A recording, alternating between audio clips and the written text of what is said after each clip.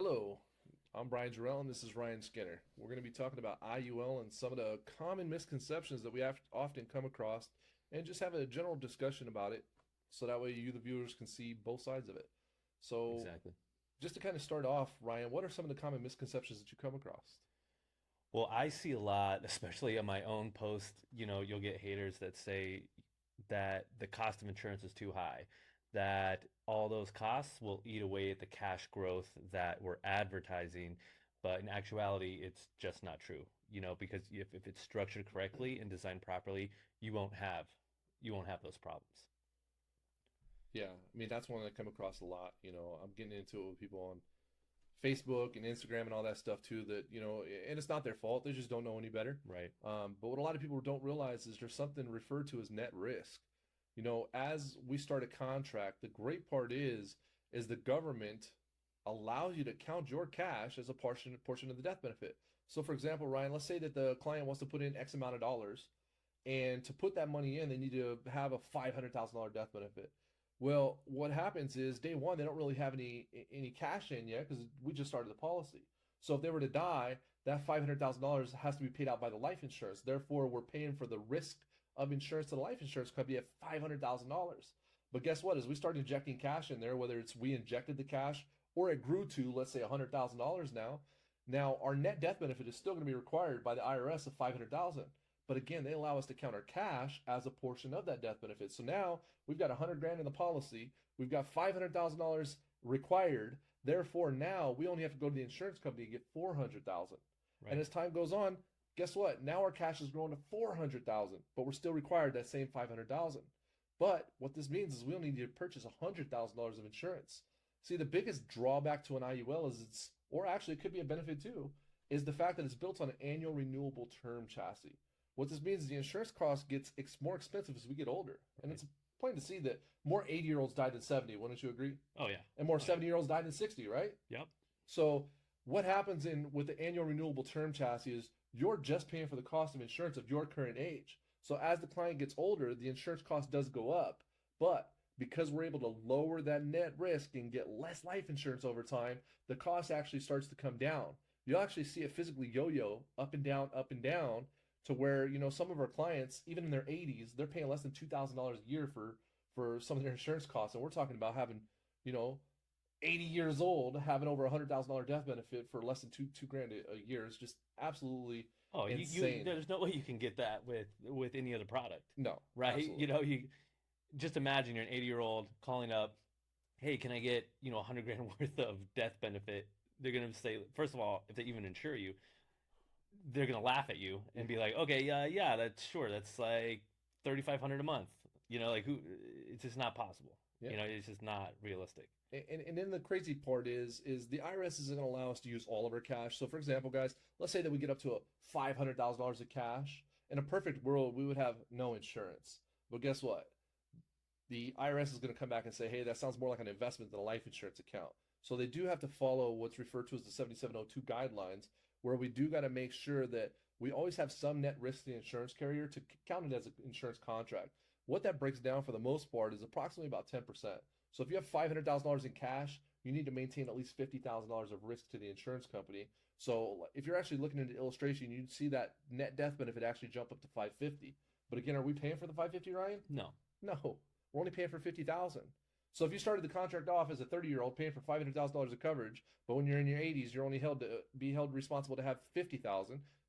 Does that sound like it's going to eat up the cost of insurance and expenses? No. No. No, and that's what I always tell, my clients too. They always have that same question. And I always just, you know, break it down just real even as, it is built on an annual renewable term chassis, but as the cost of insurance incrementally goes up by a tiny amount as you get older, your cash value, if structured correctly, will outpace that minute increase in insurance even when you're in your 80s and 90s. The critical mass of the compounding effect is so great that it just squashes that increasing insurance, right? So when you zoom out and you look at, say, age 90, okay, what did my IUL policy cost me if it's designed properly and structured correctly? It's a very small, it's like what 0.01% of, of the total cash value. So it just makes what other financial vehicle would cost you that less, but gets you that much gain. Yeah, Like I mean, 100%. without a bunch of red tape and strings attached to it. Like Eh, I don't know of another product. Yeah, it's just funny because when a client has 200, 300, $400,000 of cash value and their total cost to have the policy in their 80s is $2,000. I mean, do the math. It would take them 50 years to eat up that cash value. Right. So it's just kind of funny when we hear people say that, but again, it's just a lot of people talk. They don't quite understand the product. They're just regurgitating what they were told to say. Right. So it's just kind of nice to kind of get the information out there Right. that so people can understand a little bit better. Another one that they say often too is you have to pay to borrow your own money, which cracks me up as Yeah. well Why because would I do that? Why would I pay to borrow my own money? That's stupid. Stupidest thing I ever heard. I get that a lot. not realizing that in an index universal life insurance, there's three ways to pull your money out. There's the good way, the bad way, and the sad way. In most accounts, if we got $100,000 sitting under a mattress or in a 401k or in a savings plan or whatever, if we pull that 100,000 out, what do we got left? Zero. Zero, not a Yeah. zilch. So in an IUL, there's three ways. You can either do it the sad way, which not a big fan of. To get it the sad way, you got to die. You can only do that once, but I'll tell you what, it has the best return on investment. So the sad way's out. We don't want to do that way. The second way is we could go the bad way. The bad way is you go to the bank and you say, hey, Mr. Insurance Company, I got 100 grand. Please give me my money. Now, guess what? We got nothing left. But the third way is we can utilize leverage. Hmm. It works just like a HELOC. If you take a home equity line of credit against your home, does it stop the appreciation of the value of the home? No. No, it No. continues to go up. Same thing in an insurance policy. If you got $100,000 and you decide to pull $50,000 of equity out, you're still compounding on the full 100,000. Right. Now there is an interest payment involved. You do got to pay the interest. What we're doing is we're physically going to the insurance company and saying, hey, I don't want to borrow my money. No, no, no, no. I want to borrow your money instead. So, Mr. Insurance Company, I got 100 grand, so I'm good for it because you guys have got my money anyways. Let me borrow 50,000 of your money so that way my money can stay there, uninterrupted compounding growth. And this is where they get it wrong. You're never paying to borrow your own money. Matter of fact, it's the opposite. You're borrowing their money so that way your money doesn't stop compounding. So Right. that's another misnomer that we constantly hear Yep. that is just like, oh my God, here we go again. Yeah, and to be honest, everyone, there's more than one way to skin a cat, right? Like, so you're gonna have people say, well, Dave Ramsey and a lot of the buy term invest the difference mindset type people. Sure, you can do that if you invest the difference. But the two variables with that is first of all, a lot of people are, let's face it, irresponsible, right? And so the savings that they have by buying term insurance, they use that savings for other things, family vacations, new cars, all that stuff, and they don't invest it. But second, if they do invest it, people are emotional by nature. So what do? They sell at the wrong times. They buy at the wrong times. So they sell during market crashes when they should be buying more stocks. And then they do the exact opposite of what they're doing. So when the whole Dave Ramsey thing, buy term invest the difference, they're betting on these two variables that aren't taken into account, which are just baked into human nature, right? So they're expecting people to do the responsible thing, number one, by actually investing that money and not spending it, and number two, not being emotional and selling when the market crashes. And so if you didn't do those things, right, and you just stayed the course, that would be one way to create wealth. But one amazing part about IUL is it's buy term invest the difference, but on steroids. And it pretty much automates this system for you. So you can do it, you can do all that within the policy, get tax-free compound growth, but it eliminates those variables of human nature. Yeah, and that's the most beautiful part. And another one that they do say is, why would you ever go with the IUL when the fees are so high? So just to clarify on that, guys, they're right when they say that stuff because we've been in the industry now for about 4 years, and what we found is agents are not setting these things up right. You guys got to remember, if your goal is cash accumulation, you really don't want life insurance. You're physically telling the IRS, hey, I want the smallest amount of life insurance required to put in X amount of dollars. So it used to be, before they changed the new 7702 guidelines back in January 1st, 2021, Mhm. it used to be that if you had $10, the IRS allows you to put seven towards the cash growth as long as $3 went to the cost of insurance. But something amazing happened. And they brought out that new 7702 guideline January 1st, which guess Yeah. what? Now you're able to take $10. They allow you to put 9 towards the cash growth and only $1 towards cost of insurance.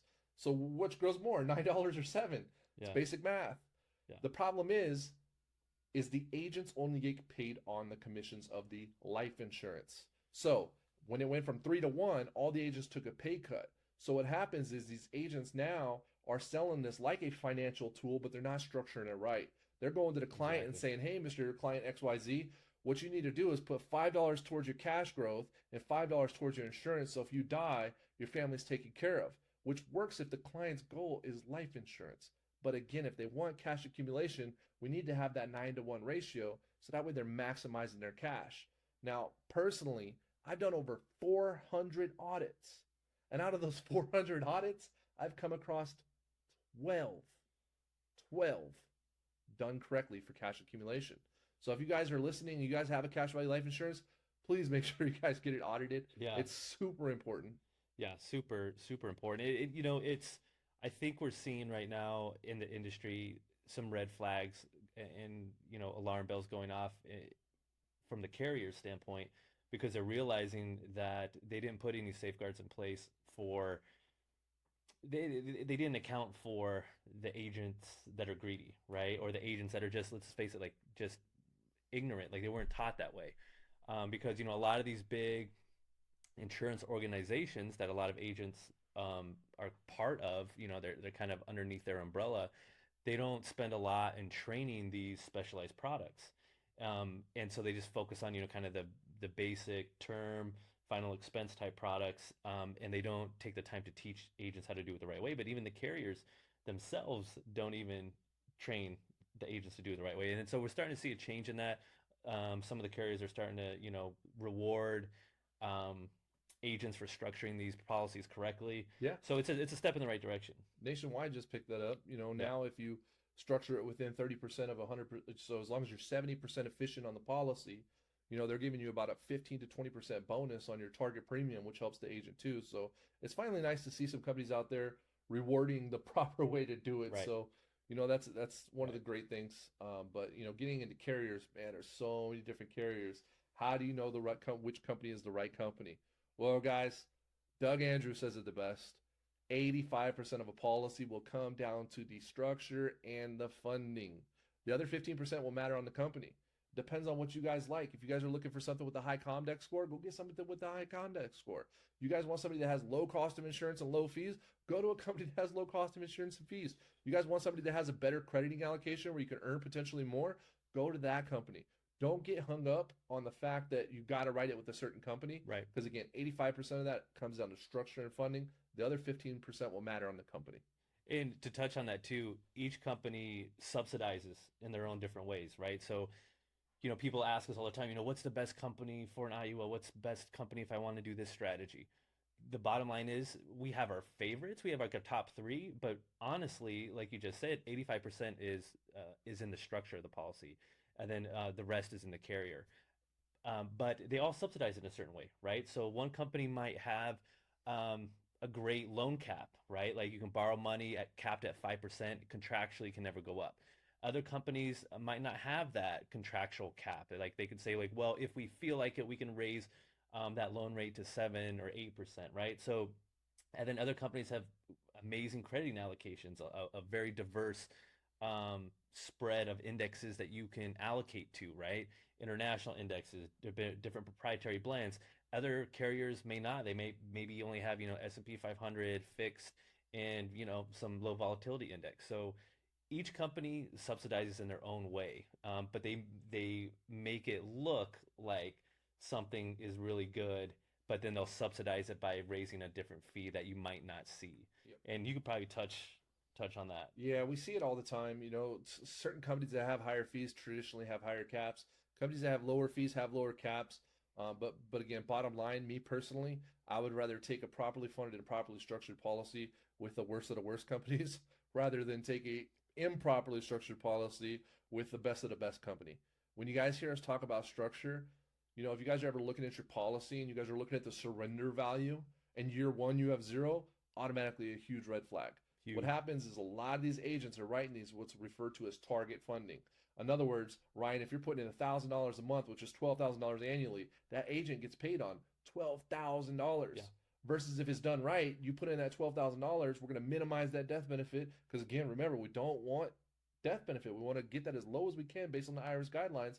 Now the agent's only going to get paid approximately $3,000. Right. So they're taking about a 25% of the commissions of the agents that are writing at a target. So again, if you guys have a policy, make sure you guys are looking at that. If you guys are seeing a zero in the surrender value, huge red flag. Get your policy audited. You'll Yep. thank me in the morning. Huge red flag. And it's just real easy right now with social media. We're on social media right now, but for people to make a piece of content and regurgitate something they might have heard, or maybe it's a hot viral concept, right? Like infinite banking, IUL, like super hot right now, but they don't know about it, right?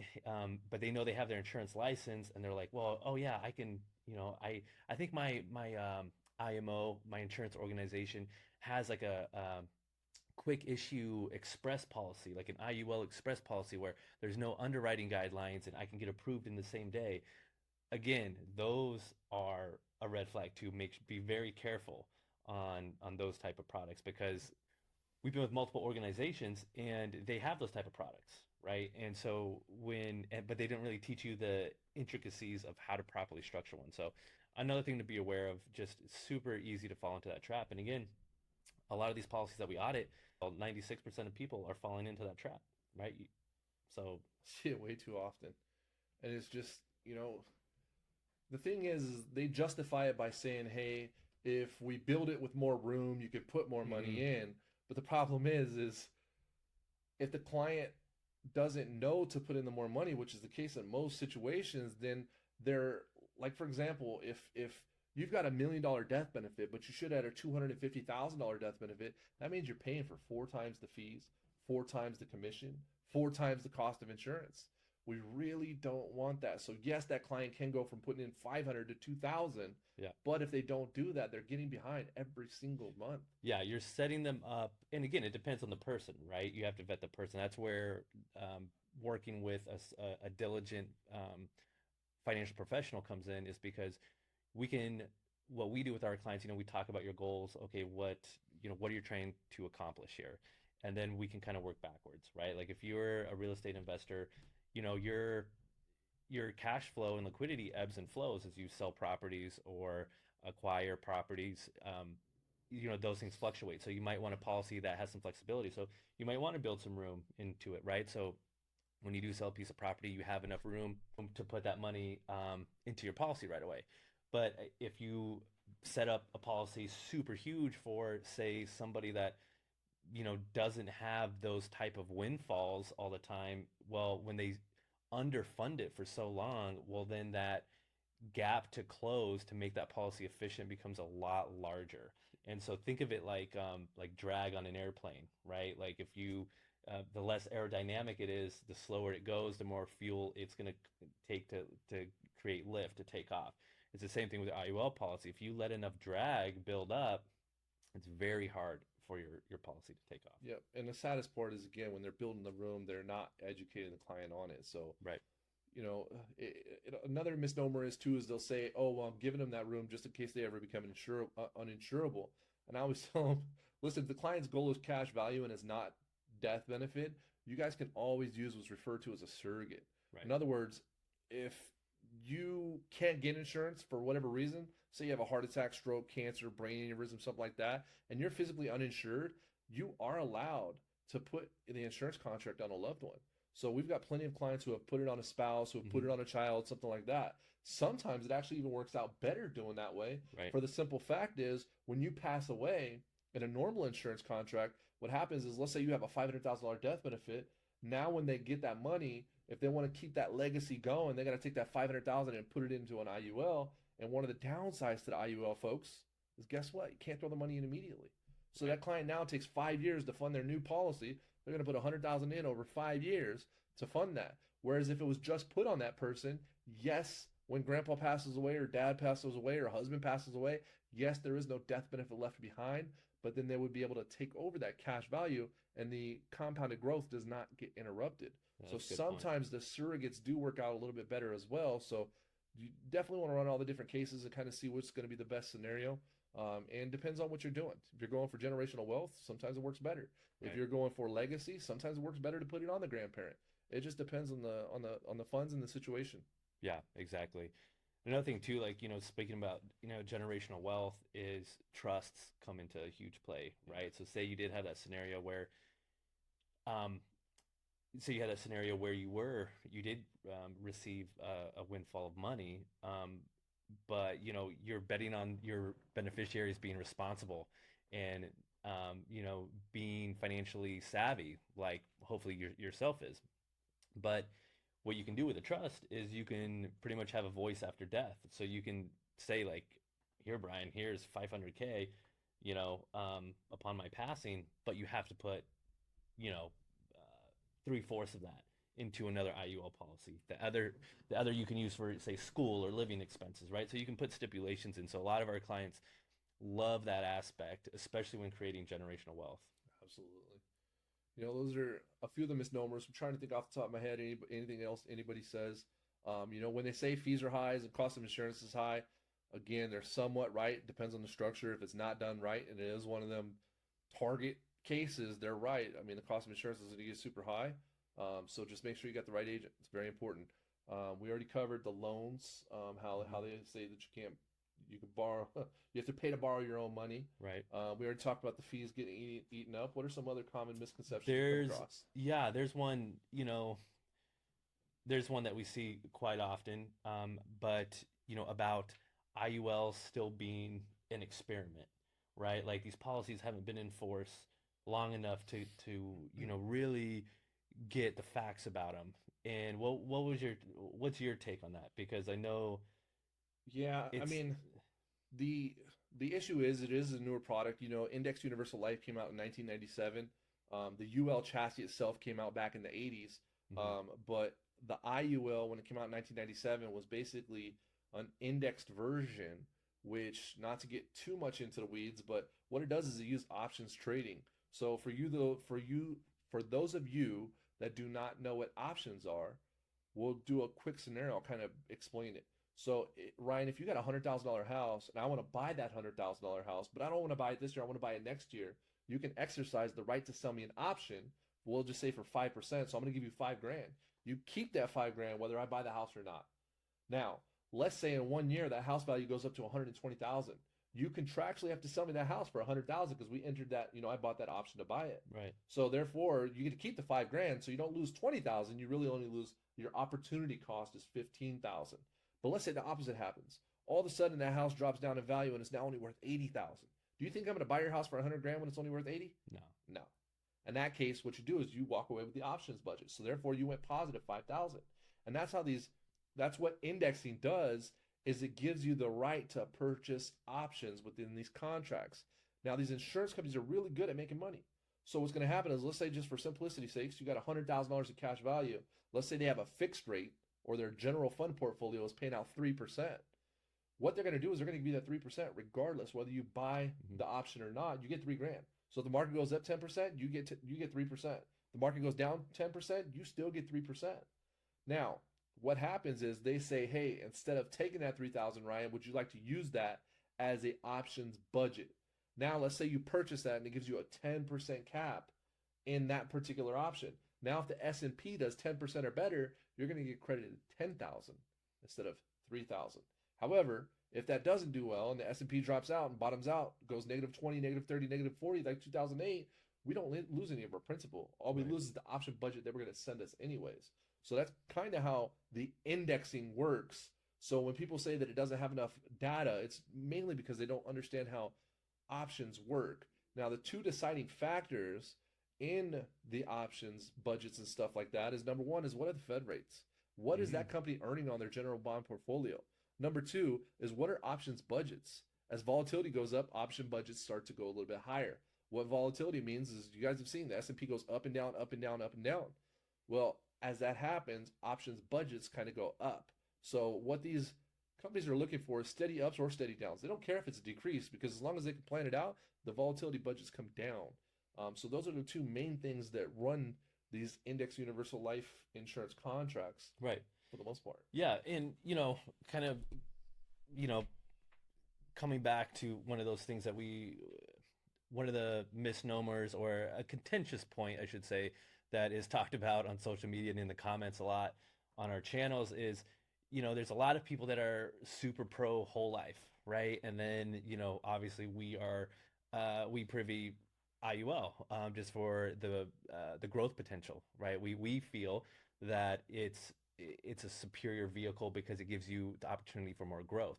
But with that being said, there's nothing wrong with whole life. Whole life is a very solid product, right? I mean, it's predictable for the most part, and so that's why, in my case, that what I've seen talked about on some of my channels is, you know, they're like, well, IUL has too many variables, like those options that you just talked about.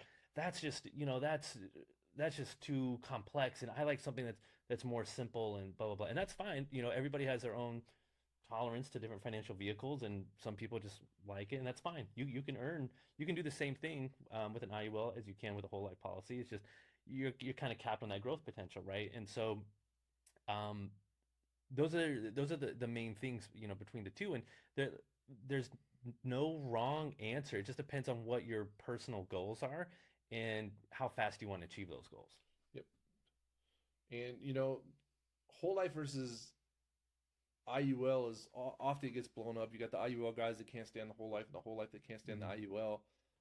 But what it really comes down to is just what do you as a client want? Right, Are you looking for, guaranteed growth that's gonna, right. have a little bit of predictability, or are you looking for index universal life where, you can kind of get a little bit better returns, but you're gonna have those 0 years too, like, but I've never personally seen a whole life get some of the IUL No, returns we've seen. see, that's the thing. It just can't compete with some of those crediting allocations, which one company that we really like to work with has an uncapped allocation. So that's just what it means. It's uncapped. So in one given segment or year, you can have unlimited earnings. Yeah, You know, we have actual statements of clients earning up to 61%, and with other carriers that have multipliers and stuff, we have one single year where the client earned that was up to crazy. 151% in 1 year. I mean, it's That's just crazy. absolutely Crazy. insane.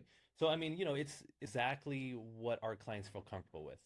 We won't we're honest with both.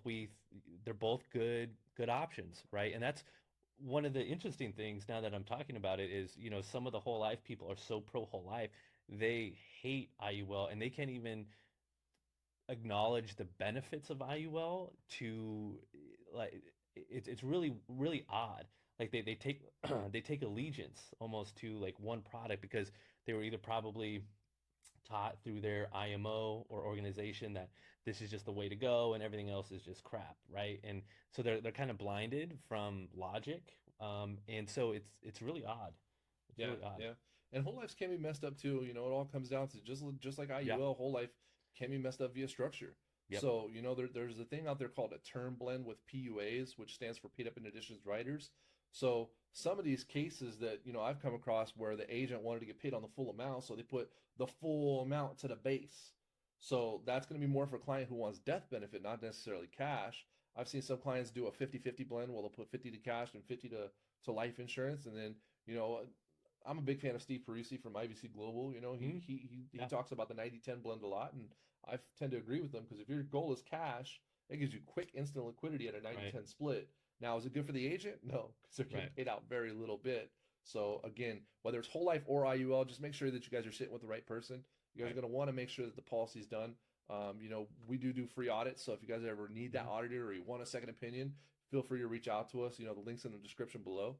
But yeah, you just got to make sure it's done right, guys, because it can be such a beautiful vehicle when it's done right. But if it's not done right, head for the hills. Yeah. I mean, Yeah, and I mean, on that topic, I mean, those things that people have posted, where these policies implode, we've seen a lot of them. So it's true. yeah, It's not what we're saying. It is true. Like absolutely. those policies will lapse if they're set up incorrectly. Yep. And so, you know, I've said this before is, the reason they were set up incorrectly was for, two reasons. Either the agent just didn't know any better, through his own ignorance or her ignorance, or greed, right? Through the greed. And so when it's either way, when it gets set up incorrectly, it gives the agent maximum commissions and guess what? It gives maximum profits to the insurance carrier because the likelihood of that policy lapsing is through, well, like we just said, through the roof, almost near 100% if it's set up incorrectly. And so that goes straight to the insurance company's bottom line, Yeah. So straight to the bottom line. so when you start seeing people, like if you go look at IUL right now, you'll see a bunch of stuff that says IUL is a scam. It's important to understand how it works and its Hmm. intricacies. When they say that cash value life insurance in general is a scam, I always laugh because it's like that's kind of funny because why do 65% of banks own BOLI, which stands for bank owned life insurance? Right. Why does 25% of the Fortune 500 companies Yeah. own BOLI or a COLI, which Yeah. stands for company owned life Well, even insurance? politicians too. There's a handful of politicians that Or have a coaches, ton. Jim Harbaugh. You know what I Yeah. mean? There's Yeah, Jim Harbaugh. Ray Kroc used life Yeah. insurance to buy the infamous McDonald's ice cream machine that never works. Walt Disney had a Yeah. chance to start Disneyland off of a cash value life insurance loan. JC Penney, Macy's, both were able to save their companies through cash value life insurance. So, Yeah. all those poor companies and banks over here getting scammed, right? Yeah. Yeah. Yeah. It's crazy. On that side note, Walmart bought, they used to buy, take out policies on each employee that came through their door. So they ended up having like 1.2 million policies, not $1.2 million, 1.2 million individual policies That's crazy. on their employees. And so, and this is before, the regulations changed where you actually had to have consent to be insured, right? The person you're insuring actually had to pretty much sign off on it. But before that, they were just writing all these policies on their employees, and the employees didn't really know any better, right? It was just a part of their onboarding. But so when those employees would pass away, they would just get an influx of cash and Yeah. just nonstop. It's crazy. Yeah, it is crazy, especially when you look at families like the Rockefellers and the Rothschilds, how they use life insurance for legacy planning and stuff like that. There's a fun study between the Rockefellers, Rothschilds, and the Vanderbilts. The Vanderbilts didn't use life insurance for estate planning and stuff like that, and now it's like they're left with one single six-figure earner. That's it. Yeah, I heard. Yeah, I saw that. It's just crazy, Crazy. Yeah. crazy. I mean, it's just. I mean, there's power in it. I mean, undeniable power in it. So the fact that people still say it's a fraud, whatever, those Dave Ramseyites that are just like life insurance is a scam. It's not factually based. I always It's joke. I not. always, I would say you better go to the banks and let them know that they're getting scammed for the cash Yeah, value you life better stand insurance. outside. You're getting scammed. Yeah, but the truth is, guys, who do you think's setting up the bank-owned life insurance policies? Who do you think set up the corporate-owned life insurance policies? Do you think they're grabbing some Joe off the street? No, they're No. grabbing somebody that knows what they're doing and setting Right. them up. And Right. again, I'm gonna say it's on blue in the face. Structure and funding is the most paramount part to these policies, so you got to make sure it's done right. Exactly. Exactly. So with that being said, we're coming up on our time.